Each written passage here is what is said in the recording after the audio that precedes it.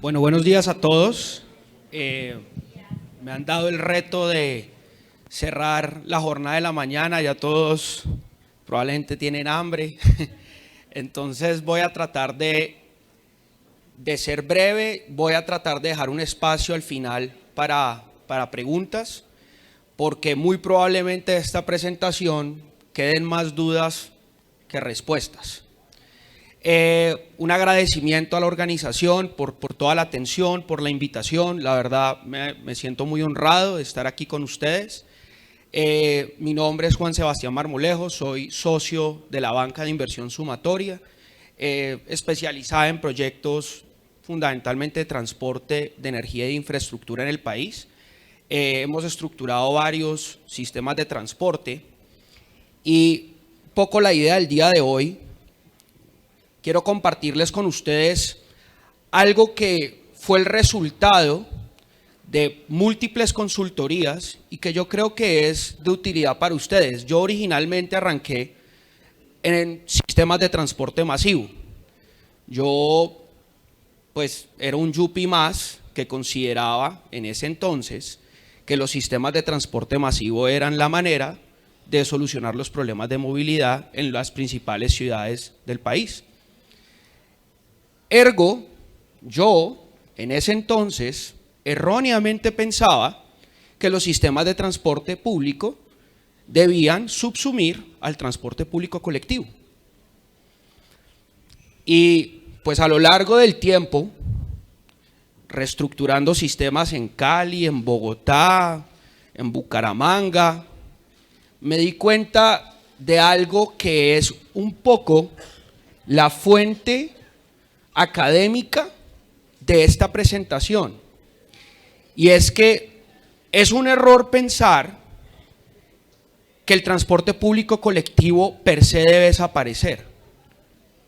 Es un error pensar que los subsidios y la energía del Estado en términos fiscales solamente debe estar orientado a los SITM, SITP, STP, STRR, todos nombres inventados por ingenieros.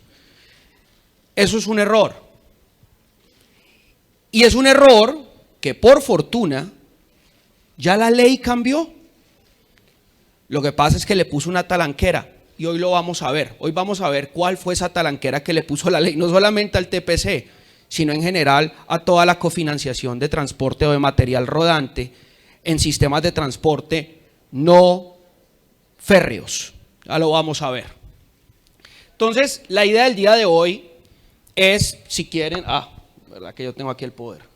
Ya. Un poco la agenda del día de hoy es, voy a explicarles dónde consideramos que está la oportunidad para el sector, cuáles son los retos para la cofinanciación y cuáles modelos de negocio. Voy simplemente a resumir un par para que ustedes se lleven una idea de qué es lo que podría pasar en el marco jurídico actual. No hay que cambiar una sola norma. Esa es nuestra aproximación. Se requiere voluntad política profunda, como en todo. Pero no hay que cambiar una sola norma. Que si hoy es posible jurídicamente cofinanciar sistemas de transporte público colectivo, la respuesta categórica es sí. Es sí. Y vamos a ver por qué. La oportunidad sigue una línea muy interesante y a mí, la verdad, mis respetos y consideración a la mesa académica de este foro, porque entre panelistas no hemos hablado nada. Pero todos mis antecesores me van a permitir hablar de un montón de cosas que son fundamentales respecto de lo que se requiere para que esto sea una realidad. Y empecemos por las tendencias y empecemos por qué es lo que hoy por hoy, no estoy hablando de algo del futuro, estoy hablando de algo del pasado, que es el ascenso tecnológico. Eso no es, insisto, eso no es el futuro, eso es el pasado. En 35 días Bogotá mete 195 buses eléctricos adicionales. ¿Y por qué eso es así? Pues porque es que a través del Plan Nacional de Desarrollo, de la Ley 1964, de diferentes documentos COMPES, miren las metas que se ha establecido el gobierno. Verosímiles o no, están incorporados en los documentos de política pública, de los cuales ustedes hacen parte. Simplemente para que lo sepan, hoy Colombia tiene aproximadamente el 0.76% de su parque automotor en vehículos livianos eléctricos. ¿Qué es lo que quiere la UPME y qué proyecta para el 2030? O sea, dentro de nada, crecer a 6.7%. Eso es una salvajada en términos de lo que se requiere. Ya los SITM han iniciado sus procesos de incorporación de nueva flota y de reposición de flota para aquellas concesiones que son de varias vidas útiles o de 2 vidas útiles. Buses eléctricos 2160 en Bogotá, Medellín y Cali se prevé la incorporación en 4 años de más de 2400 buses eléctricos. Insisto, eso es el pasado. Pero eso no quiere decir entonces que la oportunidad no esté. La oportunidad evidentemente está, porque es que la misma ley fija el derrotero y traza la hoja de ruta de los sistemas de transporte y, valga decirlo, después del Plan Nacional de Desarrollo, el transporte público colectivo, que no era percibido como un sistema, es un sistema. O sea, ustedes hacen parte de las metas que se trazó el gobierno nacional respecto de la electrificación de la movilidad. Esa es la verdad. Y simplemente datos que ustedes deben conocer, pues en el año 2025 al menos el 30% de los vehículos de transporte público tienen que ser eléctricos. Punto, lo dice la ley. ¿Está bien, está mal? No sé, pero es lo que dice la ley. Dura es la ley, pero es la ley. ¿Y a quién le impone eso la ley? A las entidades territoriales. Y ustedes hacen parte de eso, pues ¿cómo no? Dijeron que el 50%, solamente el SITBA moviliza el 50% de los pasajeros. Bueno, ahí está. El 15% entonces es lo de ustedes. Pero no solo eso, y esto es una gradualidad que está en el artículo 8º, parágrafo 3º, si mal no estoy, de esa misma ley, es una progresividad de que cada bus que se vaya a meter en ciudades como Cali, Medellín, Bogotá, etcétera, tienen que ser eléctricos. En el 2025, si va a haber reposición de flota, al menos el 10% tiene que ser eléctrico. Hasta llegar en el 2035, cada bus que se meta a un sistema de transporte público, tiene que ser eléctrico. Entonces uno dice, pero bueno, el CAPEX de esos buses, pues es más caro que el CAPEX de los buses diésel, también de los buses a gas. ¿Yo cómo hago con mi modelo de negocio, cierto, para lograr ese ascenso tecnológico? Y se ha hablado de muchas cosas, ustedes ya las han escuchado, esto no es novedad para ustedes. Les habrán dicho, mire, hay tasas compensadas, Bancoldex, etcétera, etcétera, etcétera. ¿Cuál es el problema de eso? El problema de eso, un poco lo quiero aterrizar a cuál es el marco jurídico útil que por cuenta de ello ustedes pudieran acceder, pero importantísimo, importantísimo eso. El problema de todo esto es que alguien tiene que dar el primer paso.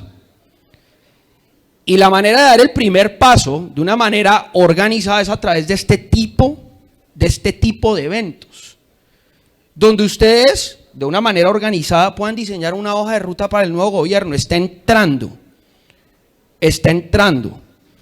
Este es el momento donde los gobiernos más hacen.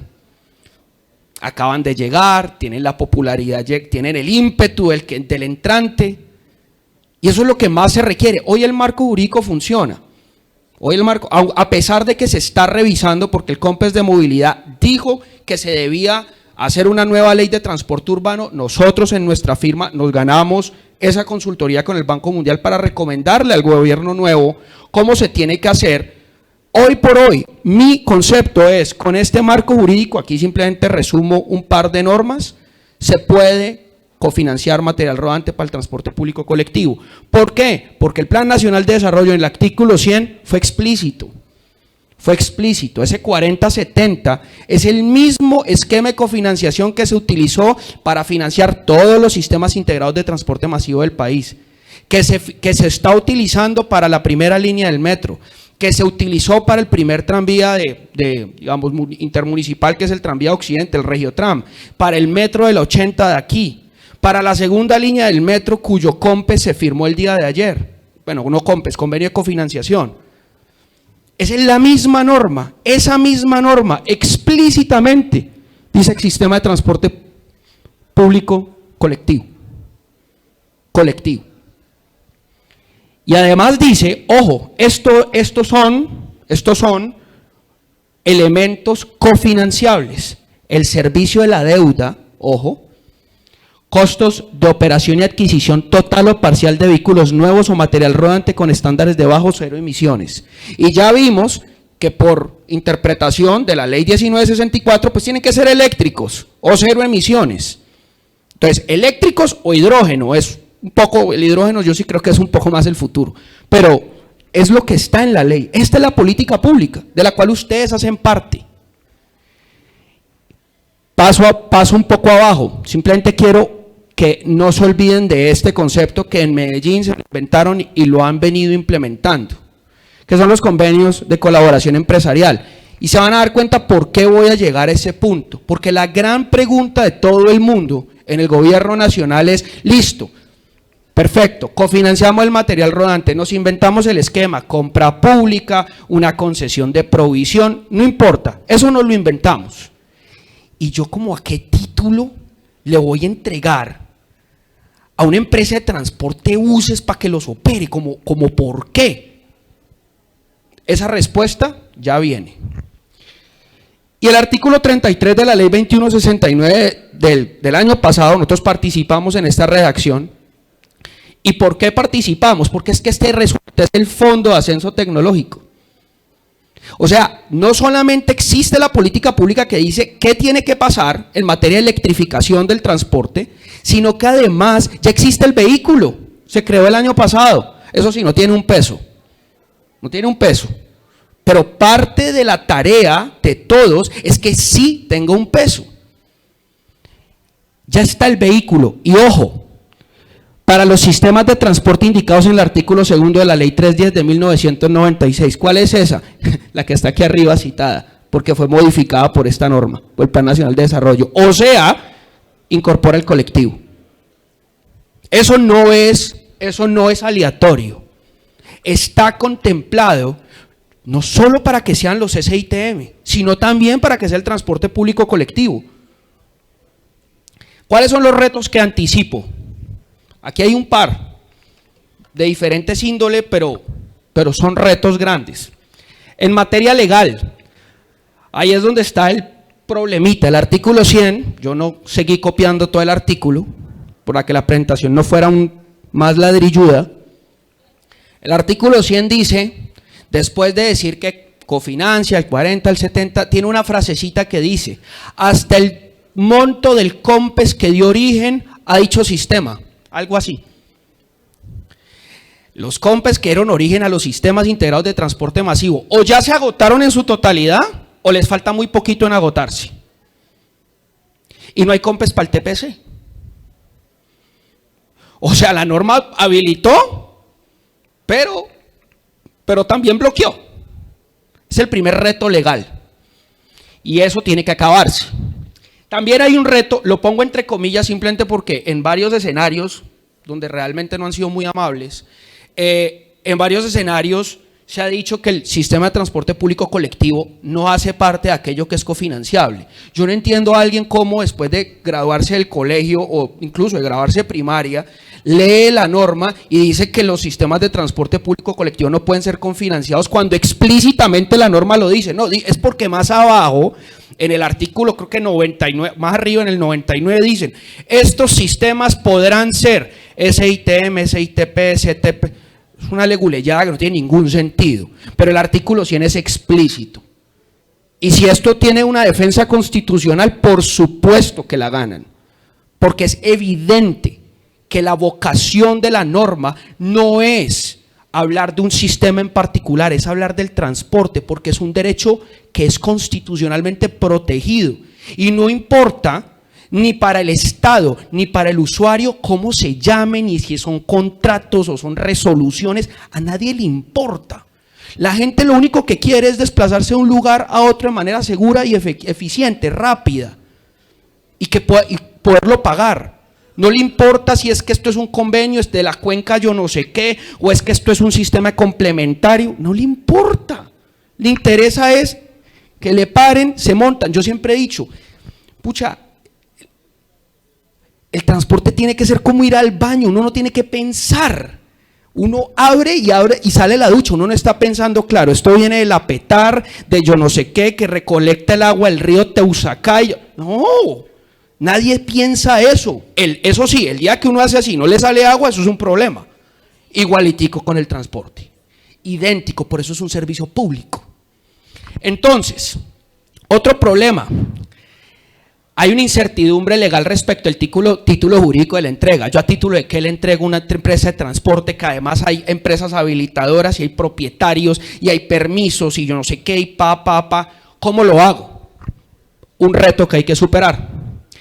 Existe otro reto y es la revocabilidad de los permisos y de la habilitación. Y en eso las sentencias de la Corte Constitucional pues han sido bastante explícitas. El día que llegue un masivo, podemos entutelar lo que queramos, ya hay una sentencia de unificación diciendo se revoca y se revoca.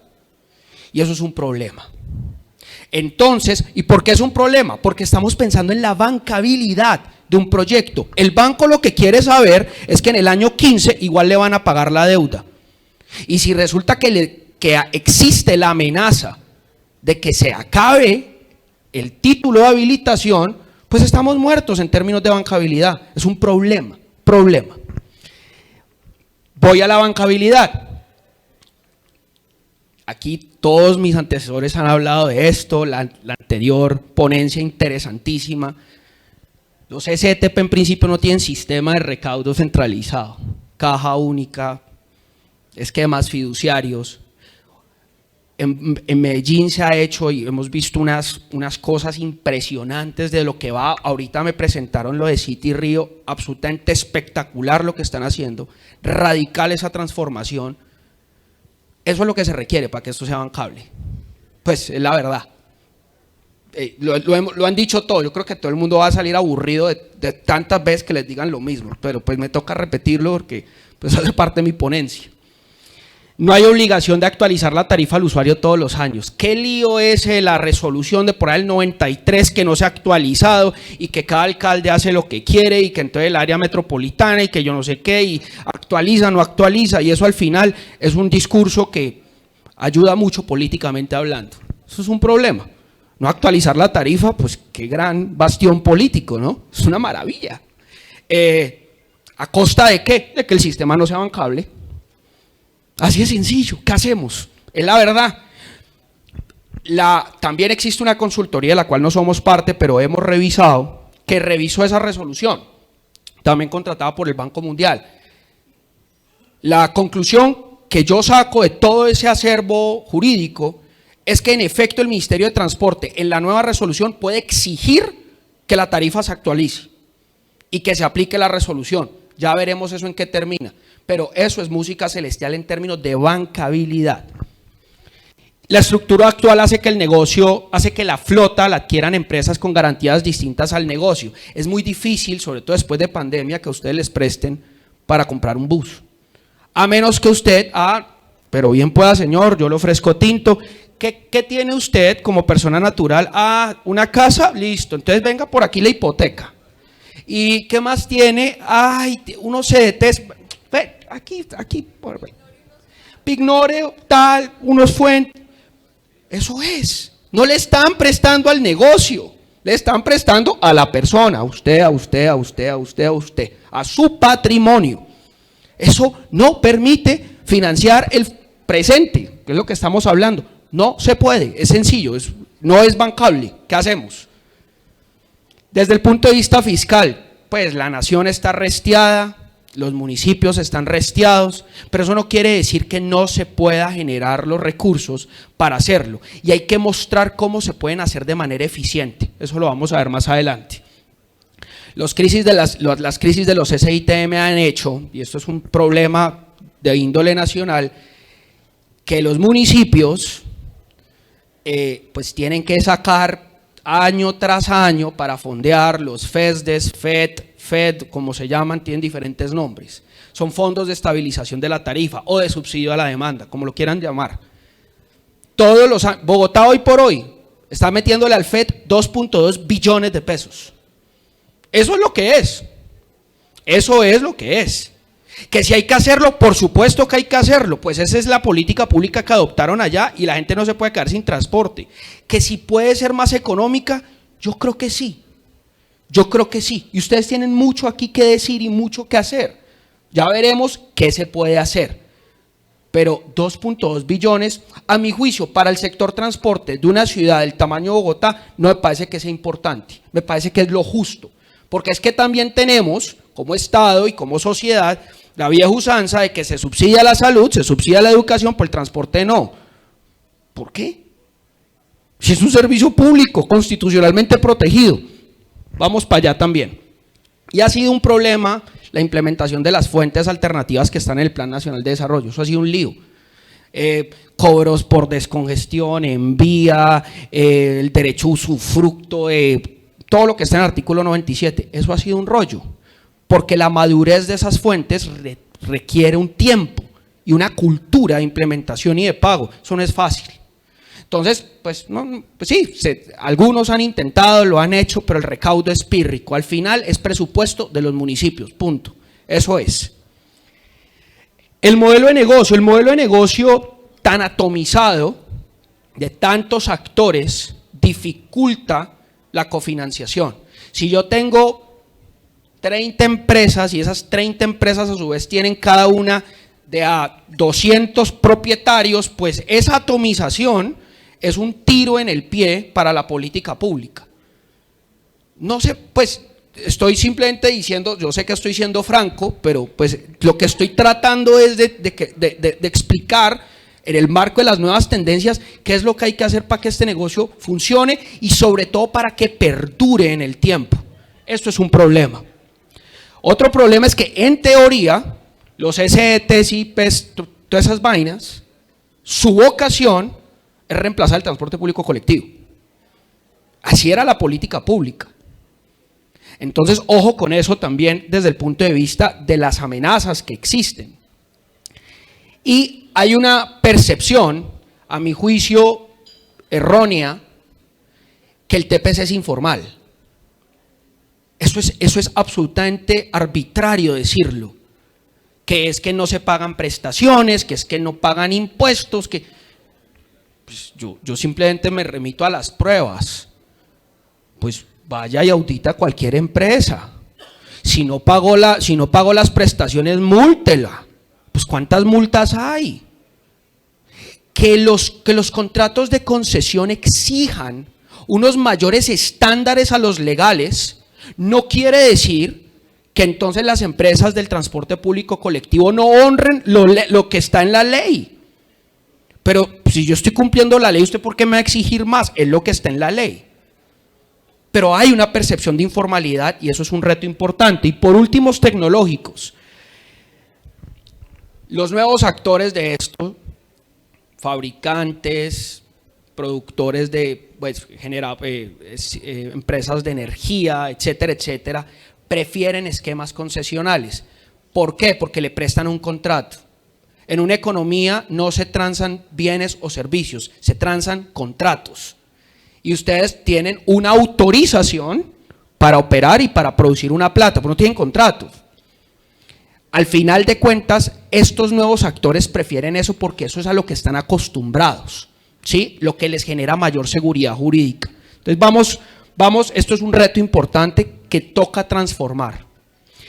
Existe una curva de aprendizaje respecto a la implementación de nuevas tecnologías. Aquí explicaban, simplemente para hablar del caso de Medellín, las laderas, el sistema montañoso, si eso funciona, no funciona, pero eso hace parte también de la curva de aprendizaje, qué se puede, de pronto hay que cambiar el estilo de las rutas, no sé, simplemente para que lo tengan en la cabeza, es un reto. Y por último, hay un tema de puro la confiabilidad de la tecnología, de si eso funciona, no funciona. Yo lo veo como, lo pongo como un reto, es obligado, pero que si funciona, pues claro que funciona. En China hay no sé cuántos miles de vehículos andando hace 20 años. Y la curva de aprendizaje de usos eléctricos ya la está pasando Cali, que fueron